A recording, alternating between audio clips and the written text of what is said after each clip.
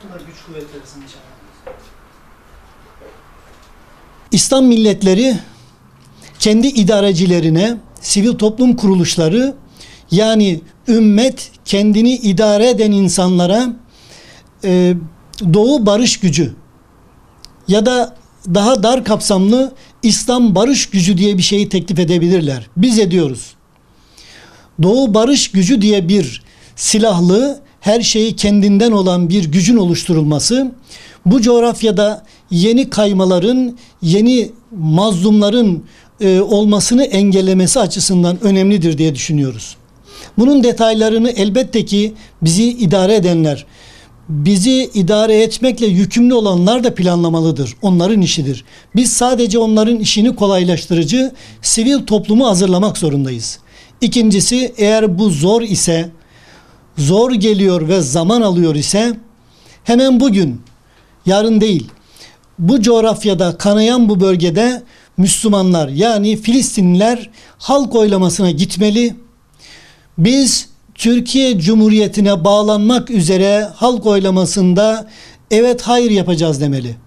Ve sonucunda eğer halk oylamasında olumlu olursa biz Filistin topraklarını 82. vilayetimiz olarak kabul etmeye hazırız.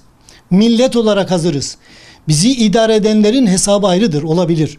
Ama biz böyle düşünüyoruz. Zira bugün İslam coğrafyasında La ilahe illallah diyen hiçbir kalp yoktur ki bu acıdan, bu ızdıraptan nasibini almasın. Biz üzgünüz. Burada yaşayan insanların çocukları gitti, babalar gitti, anneler gitti, toprağı gitti. En önemlisi onları besleyen heyecanları gitti. Yerine korkular geldi. Dünyada Müslümanın yalnız olmadığını, Müslümanın anında yanında olacağını dünyaya ve bizi seyreden ruhanilere bir defa daha göstermeye mecburuz.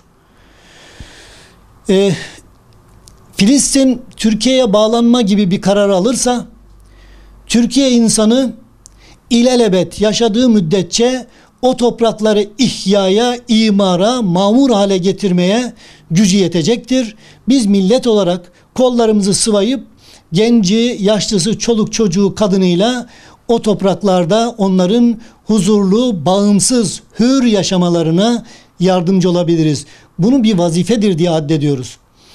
Yani helal birliği sadece insanların ne yediği, helal yediğiyle değil, bu helal yediğiyle elde ettiği enerjinin nasıl sarf edildiğiyle, yani bu enerjiyle Müslümana buğz etmemek, Müslümanın aleyhinde olmamak, Müslümana değişik desiselerle oyunlar kurmamak, Müslümanın her an yanında olmak gibi bir yönünü de tarif etmek, tanımlamak ve tavsiye etmek mecburiyetindeyiz.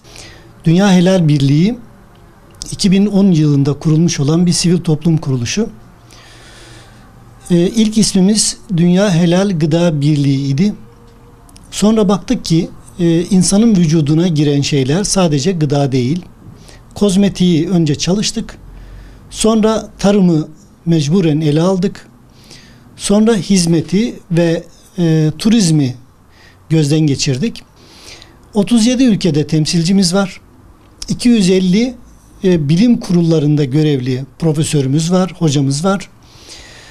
Türkçe, Arapça, İngilizce adı Helal Gıda olan bir dergimiz var.